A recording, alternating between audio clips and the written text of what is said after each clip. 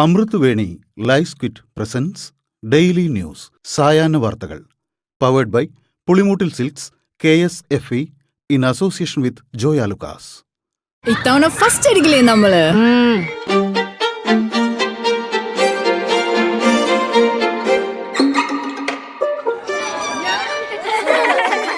കുട്ടികൾക്കൊക്കെ പെയിൻ ശല്യം ഉണ്ടാകും. അതുകൊണ്ട് ലൈസ് കിറ്റ് ഉപയോഗിച്ച് ക്ലാസ്സിൽ വരാൻ പ്രത്യേക ശ്രദ്ധിക്കണം. ലൈസ് കിറ്റ് ലൈസ് റിമൂവർ പെയിൻ ശല്യത്തിൽ നിന്നും ഉടനടി ആശ്വാസം. നമസ്കാരം, ഞാൻ ഷാജി പത്മനാഭൻ. ഡെയിലി ന്യൂസിന്റെ സായാഹ്ന വാർത്തകളിലേക്ക് സ്വാഗതം. ഇന്ന് ജൂലൈ 29 ചൊവ്വാഴ്ച. പ്രതിപക്ഷ നേതാവിന് വനവാസത്തിന് പോകാൻ വിട്ടുകൊടുക്കില്ലെന്നും 2026 ഭരണം പിടിക്കുമെന്നും പാണക്കാട് സാദിഖ് അലി ശിഹാബ് തങ്ങൾ. വരാനിരിക്കുന്ന തെരഞ്ഞെടുപ്പിനായി UDF ഒറ്റക്കെട്ടായി പ്രവർത്തിക്കുമെന്നും 2026 ഭരണം പിടിക്കും എന്നതിൽ പ്രതിപക്ഷ നേതാവിനേക്കാൾ ഇരട്ടി ആത്മവിശ്വാസം മുസ്ലിം ലീഗിനുണ്ടെന്നും മുസ്ലിം ലീഗ് നേതാക്കൾ വ്യക്തമാക്കി. UDF തെരഞ്ഞെടുപ്പ് ഒരുക്കത്തിലേക്ക് കടക്കുകയാണെന്നും കോൺഗ്രസും ലീഗും ഒറ്റക്കെട്ടായി നിന്ന് UDFനെ ശക്തിപ്പെടുത്തി വരാനിരിക്കുന്ന തെരഞ്ഞെടുപ്പുകളിൽ വലിയ തിരിച്ചുവരവിനു വേണ്ടിയുള്ള പ്രയത്നത്തിലാണെന്നും മുസ്ലിം ലീഗ് വ്യക്തമാക്കി. UDFനെ നല്ല ഭൂരിപക്ഷത്തിൽ അധികാരത്തിൽ തിരിച്ചു കൊണ്ടുവരാൻ സാധിച്ചില്ലെങ്കിൽ രാഷ്ട്രീയ വനവാസത്തിന് പോകുമെന്ന പ്രതിപക്ഷ നേതാവ് VD സതീശന്റെ പ്രഖ്യാപനം ധീരവും കോൺഗ്രസ് പ്രസ്ഥാനത്തിന്റെയും UDFന്റെയും അന്തസ്സ് ഉയർത്തിപ്പിടിക്കുന്നതാണെന്നും മുതിർന്ന കോൺഗ്രസ് നേതാവ് VM സുധീരൻ തന്റെ സ്വാർത്ഥ താൽപര്യങ്ങൾക്കായി SNDP യോഗം ജനറൽ സെക്രട്ടറി പദം ദുരുപയോഗപ്പെടുത്തി വരുന്ന വെള്ളാപ്പള്ളി നടേശന്റെ വെല്ലുവിളിക്കുള്ള സതീശന്റെ ഈ മറുപടി തികച്ചും പ്രസക്തവും അഭിനന്ദനാർഹവുമാണെന്നും അദ്ദേഹം കൂട്ടിച്ചേർത്തു. ഇടുക്കിയിൽ കാട്ടാന ആക്രമണത്തിൽ ടാപ്പിംഗ് തൊഴിലാളി കൊല്ലപ്പെട്ടു. കാഞ്ഞിരപ്പള്ളി തമ്പലക്കാട് സ്വദേശി പുരുഷോത്തമനാണ് മരിച്ചത്. രാവിലെ 10:30 സംഭവമുണ്ടായത്. പെരുവന്താനം പഞ്ചായത്തിൽപ്പെട്ട മദമ്പ എന്ന സ്ഥലത്താണ് ആക്രമണമുണ്ടായിരിക്കുന്നത്. റബ്ബർ തോട്ടം പാട്ടത്തിനടുത്ത് ടാപ്പിംഗ് നടത്തുന്ന ആളാണ് പുരുഷോത്തമൻ. മകനും ഒപ്പമുണ്ടായിരുന്നു. രണ്ടുപേരും കൂടെ ടാപ്പിംഗ് നടത്തുന്നതിനിടെ കാട്ടാനക്കൂട്ടം ഇവരെ ആക്രമിക്കുകയായിരുന്നു. ഗോവിന്ദചാമിക്ക് ജയിൽ ചാടാൻ ആരുടെയും സഹായം ലഭിച്ചില്ലെന്ന് ജയിൽ DIGയുടെ അന്വേഷണ റിപ്പോർട്ട്. ജീവനക്കാരോ തടവുകാരോ സഹായിച്ചതിന് തെളിവില്ലെന്നാണ് റിപ്പോർട്ടിൽ പറയുന്നത്.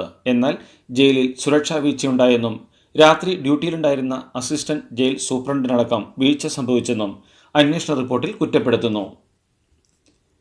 നിമിഷപ്രിയയുടെ ശിക്ഷ റദ്ദാക്കിയെന്ന പ്രചാരണങ്ങൾ തള്ളി വിദേശകാര്യ മന്ത്രാലയം. നിമിഷപ്രിയയുടെ കേസിനെക്കുറിച്ച് ചില വ്യക്തികൾ പങ്കുവയ്ക്കുന്ന വിവരങ്ങൾ തെറ്റിദ്ധാരണാജനകമാണെന്ന് വിദേശകാര്യ മന്ത്രാലയ വൃത്തങ്ങൾ വ്യക്തമാക്കിയെന്നാണ് റിപ്പോർട്ടുകൾ. നിമിഷപ്രിയയുടെ വധശിക്ഷ ഒഴിവാക്കി എന്ന വാർത്ത പിൻവലിച്ച് Kanthapuram AP Aboobacker Musliyar. Social media പ്ലാറ്റ്ഫോമായ Xൽ ഷെയർ ചെയ്ത വാർത്തയാണ് ഡിലീറ്റ് ചെയ്തത്. വധശിക്ഷ ഒഴിവാക്കി എന്ന വാർത്തയാണ് കാന്തപുരം Xൽ പങ്കുവച്ചിരുന്നത്. കാന്തപുരം ഓഫീസിനെ കോട്ട് ചെയ്തുള്ള വാർത്താ ഏജൻസിയുടെ വാർത്തയാണ് ഷെയർ ചെയ്തിരുന്നത്. ഈ വാർത്തയാണ് ഡിലീറ്റ് ചെയ്തിട്ടുള്ളത്. എന്നാൽ നിമിഷപ്രിയയുടെ വധശിക്ഷ സംബന്ധിച്ച് ഇന്നലെ പറഞ്ഞ കാര്യങ്ങളിൽ ഉറച്ചു നിൽക്കുന്നുവെന്ന് കാന്തപുരത്തിന്റെ ഓഫീസ് വ്യക്തമാക്കി. വാർത്താ ഏജൻസിയാണ് Xലെ പോസ്റ്റ് ഒഴിവാക്കിയതെന്നും കാന്തപുരത്തിന്റെ ഓഫീസ് വിശദീകരിച്ചു. യമനിലെ ജയിലിൽ കഴിയുന്ന മലയാളി നഴ്സ് നിമിഷപ്രിയയുടെ വധശിക്ഷ റദ്ദാക്കാൻ ധാരണയായെന്നും ഇക്കാര്യത്തിൽ യമനിൽ നിന്ന് സ്ഥിരീകരണം ലഭിച്ചെന്നും യമനിലെ സൂഫി പണ്ഡിതന്റെ ശിഷ്യനായ ജവാദ് മുസ്തഫാനി വ്യക്തമാക്കി. കഴിഞ്ഞ 14-നാണ് വധശിക്ഷ മരവിപ്പിച്ചതായുള്ള വിവരം ലഭിക്കുന്നതെന്നും അതിനുശേഷം വധശിക്ഷ റദ്ദാക്കുന്നതിലടക്കം നിരന്തരം ചർച്ചകൾ യമനിൽ നടന്നിരുന്നുവെന്നും അതിന്റെ ഭാഗമായാണ് വധശിക്ഷ റദ്ദാക്കാൻ ധാരണയായതെന്നും ജവാദ് മുസ്തഫാനി പറഞ്ഞു. ഛത്തീസ്ഗഡിൽ മനുഷ്യക്കടത്തും നിർബന്ധിത മതപരിവർത്തനവും ആരോപിച്ചുള്ള വിവാദ അറസ്റ്റിൽ പ്രതികരിച്ച് കന്യാസ്ത്രീകൾക്കൊപ്പം വന്ന പെൺകുട്ടികൾ. കന്യാസ്ത്രീകൾക്ക് ഒപ്പം പോകുന്നത് വീട്ടുകാരെ അറിയിച്ചതാണെന്നും നേരത്തെ തന്നെ തങ്ങൾ ക്രിസ്തുമത വിശ്വാസികളാണെന്നും പെൺകുട്ടികൾ പറയുന്നു. ബജ്രംഗ് ദളിന്റെയും പോലീസിന്റെയും ആരോപണം തള്ളിയ ഇവർ അറസ്റ്റ് നടന്ന ദിവസം പ്രാദേശിക മാധ്യമത്തോട് സംസാരിച്ചപ്പോഴാണ് ഇക്കാര്യം പറഞ്ഞത്. ഈ ദൃശ്യങ്ങൾ ഇപ്പോൾ പുറത്തുവന്നു. മലയാളി കന്യാസ്ത്രീകൾ ഛത്തീസ്ഗഡിൽ ആക്രമിക്കപ്പെട്ട സംഭവവുമായി ബന്ധപ്പെട്ട് കേരള BJP പ്രതിനിധികൾ ഛത്തീസ്ഗഡിലെത്തി. കന്യാസ്ത്രീകളുടെ അറസ്റ്റിൽ നീതിപൂർവമായ പരിഹാരമുണ്ടാകുമെന്ന് അനൂപ് ആന്റണി പറഞ്ഞു. വിഷയവുമായി ബന്ധപ്പെട്ട് ഛത്തീസ്ഗഡ് ഉപമുഖ്യമന്ത്രി വിജയ് ശർമ്മയുമായി കൂടിക്കാഴ്ച നടത്തിയ ശേഷം സംസാരിക്കുകയായിരുന്നു അനൂപ് ആന്റണി. വിഷയത്തിൽ പ്രതിപക്ഷം കളിക്കുന്നത് കഴുകന്റെ രാഷ്ട്രീയമാണെന്നും നീതിപൂർവമായ ഇടപെടലുണ്ടാകുമെന്ന് സർക്കാർ ഉറപ്പു നൽകിയെന്നും നിയമത്തെ അട്ടിമറിച്ചല്ല സർക്കാർ ഇടപെട്ടതെന്നും അനൂപ് ആന്റണി പറഞ്ഞു. ഛത്തീസ്ഗഡിൽ 2 മലയാളി കന്യാസ്ത്രീകൾ അറസ്റ്റിലായ സംഭവം മതപരിവർത്തനമോ മനുഷ്യക്കടത്തോ ആയിരുന്നില്ലെന്ന് BJPക്ക് വിശ്വാസമുണ്ടെന്നും 2 കന്യാസ്ത്രീകളും പുറത്തെത്തുന്നതുവരെ BJP അവർക്കൊപ്പമുണ്ടാകുമെന്നും BJP സംസ്ഥാന അധ്യക്ഷൻ രാജീവ് ചന്ദ്രശേഖർ.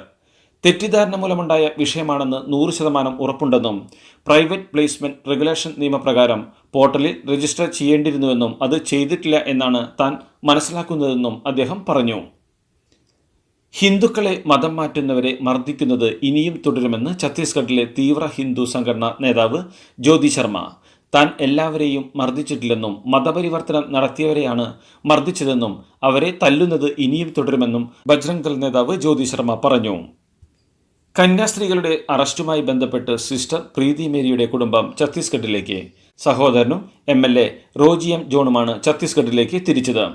സർക്കാരിൽ നിന്നടക്കം എല്ലാവരിൽ നിന്നും ലഭിക്കുന്നത് വലിയ പിന്തുണയാണെന്നും പെൺകുട്ടികളുടെ വെളിപ്പെടുത്തൽ പുറത്തുവന്നത് ആശ്വാസകരമെന്നും സിസ്റ്റർ പ്രീതിയുടെ സഹോദരി പ്രതികരിച്ചു.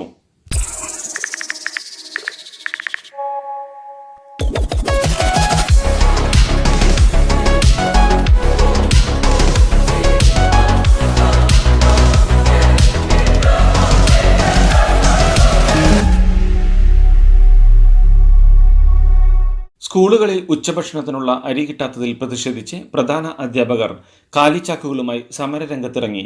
തൊടുപുഴയിലുള്ള ഇടുക്കി ജില്ലാ വിദ്യാഭ്യാസ ഡയറക്ടറുടെ ഓഫീസിന് മുന്നിലാണ് എയ്ഡഡ് സ്കൂളുകളിലെ പ്രധാന അധ്യാപകർ സമരം ചെയ്തത്. തലസ്ഥാനത്തെ 5.5 കോടി രൂപയുടെ ഭൂമി തട്ടിപ്പിലെ മുഖ്യകണ്ണിയായ ജില്ലാ കോൺഗ്രസ് കമ്മിറ്റി അംഗവും ആധാരമെഴുത്തുകാരനുമായ മണികണ്ഠൻ പിടിയിൽ. അനന്തപുരി മണികണ്ഠനെ കേസിൽ പോലീസ് പ്രതിയാക്കിയിരുന്നു. ഇതിനു പിന്നാലെയാണ് മ്യൂസിയം പോലീസ് പ്രതിയെ പിടികൂടിയത്.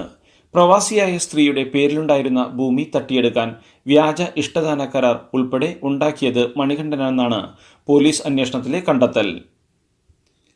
താൻ പാർട്ടി വിടുന്നു എന്ന തരത്തിലുള്ള പ്രചാരണങ്ങൾ വ്യാജമാണെന്ന് JDS സംസ്ഥാന president Mathew T Thomas MLA പറഞ്ഞു. താൻ രാഷ്ട്രീയ മലക്കമർച്ചലിന് ഒരുങ്ങുന്നു എന്നൊരു വ്യാജ വാർത്ത ചില കേന്ദ്രങ്ങൾ പ്രചരിപ്പിക്കുന്നതായി കണ്ടു. എന്നെ അറിയുന്നവർ അത് വിശ്വസിക്കില്ല എന്നെനിക്കുറപ്പുണ്ട്. BJP വിരുദ്ധ കോൺഗ്രസ് ഇതര നിലപാടാണ് തൻ്റേതെന്ന് മാത്യു ടി തോമസ് MLA ഫേസ്ബുക്കിൽ കുറിച്ചു. മൃഗജനന നിയന്ത്രണ നിയമപ്രകാരം കേരളത്തിലെ 50 ലക്ഷത്തോളം വരുന്ന തെരുവ് നായ്ക്കളെ പിടികൂടി വന്ധ്യംകരിക്കുകയും വാക്സിനേഷൻ നൽകുകയും ചെയ്യുന്നത് അപ്രായോഗികമായതിനാൽ പേവിഷബാധ പരത്തുന്ന അവയെ കൊന്നൊടുക്കുകയല്ലാതെ മറ്റൊരു പരിഹാരമാർഗമില്ലെന്ന് ചെറിയാൻ ഫിലിപ്പ്. വളർത്തുനായകൾക്ക് ലൈസൻസ് ഏർപ്പെടുത്തുകയും അവർ പുറത്തുള്ള ആരെയെങ്കിലും കടിച്ചാൽ ഉടമകളെ ശിക്ഷിക്കാൻ നിയമമുണ്ടാക്കുകയും വേണമെന്നും അദ്ദേഹം കൂട്ടിച്ചേർത്തു. ആക്ഷൻ ഹീറോ ബിജു 2 എന്ന സിനിമയുടെ പേര് വ്യാജ ഒപ്പിട്ട് സ്വന്തമാക്കിയെന്ന പരാതിയിൽ നിർമ്മാതാവ് PA ഷംനാസിനെതിരെ പോലീസ് FIR രജിസ്റ്റർ ചെയ്തു. ചിത്രത്തിന്റെ നിർമ്മാതാവും നായകനുമായ നിവിൻ പോളി നൽകിയ പരാതിയെ തുടർന്നാണ് നടപടി. നടൻ ബാബുരാജിനെതിരെ സാമ്പത്തിക തട്ടിപ്പിന് കേസെടുത്ത് അടിമാലി പോലീസ്. ചോദ്യം ചെയ്യലിന് ഹാജരാവാൻ നടനെ നോട്ടീസ് അയച്ചു. റിയൽ എസ്റ്റേറ്റ് ബിസിനസ്സിനായി ആന്ധ്ര, കർണാടക, പഞ്ചാബ് സ്വദേശികളിൽ നിന്നായി ബാബുരാജ് 1,61 ലക്ഷം രൂപ തട്ടിയെന്നാണ് പരാതി. ആലുവ പോലീസിന് നൽകിയ പരാതി അടിമാലിയിലേക്ക് കൈമാറുകയായിരുന്നു. അതേസമയം നോട്ടീസ് അയച്ചെങ്കിലും ബാബുരാജിനെ കണ്ടെത്താനായിട്ടില്ലെന്ന് പോലീസ് പറയുന്നു. ഗ്രേറ്റ് വെസ്റ്റേൺ ഡെവലപ്പേഴ്സ് എന്ന റിയൽ എസ്റ്റേറ്റ് കമ്പനിക്കായാണ് ബാബുരാജ് നിക്ഷേപം സ്വീകരിച്ചത്. വഞ്ചനാ കുറ്റം ചുമത്തിയാണ് കേസെടുത്തിരിക്കുന്നത്. ചേർത്തലയിൽ കണ്ടെത്തിയ അസ്ഥികൂട അവശിഷ്ടങ്ങൾ മനുഷ്യൻ്റേത് തന്നെയെന്ന് സ്ഥിരീകരിച്ചു. കത്തിയ നിലയിലായിരുന്നു അസ്ഥികൾ കണ്ടെടുത്തത്. അതേസമയം മരിച്ചത് കാണാതായ ജൈനമ്മയാണെന്നാണ് പോലീസിന്റെ വിലയിരുത്തൽ. ഇത് സ്ഥിരീകരിക്കുന്നതിനായി DNA പരിശോധനയ്ക്കായി ജൈനമ്മയുടെ കുടുംബം ഇന്ന് സാമ്പിളുകൾ നൽകും. ഇന്നലെയാണ് അസ്ഥികൂട അവശിഷ്ടങ്ങൾ കണ്ടെത്തിയത്. നിലമ്പൂർ മുണ്ടേരി ഉൾവനത്തിൽ കഴിയുന്ന 300ഓളം ആദിവാസി കുടുംബങ്ങളെ പുനരധിവസിപ്പിക്കാൻ നടപടി വേണമെന്ന ഹർജിയിൽ നിന്ന് പിന്മാറാൻ അനുവദിക്കണമെന്ന ആര്യാടൻ ഷൗക്കത്ത് MLAയുടെ ആവശ്യത്തിൽ ആശ്ചര്യം പ്രകടിപ്പിച്ച് ഹൈക്കോടതി.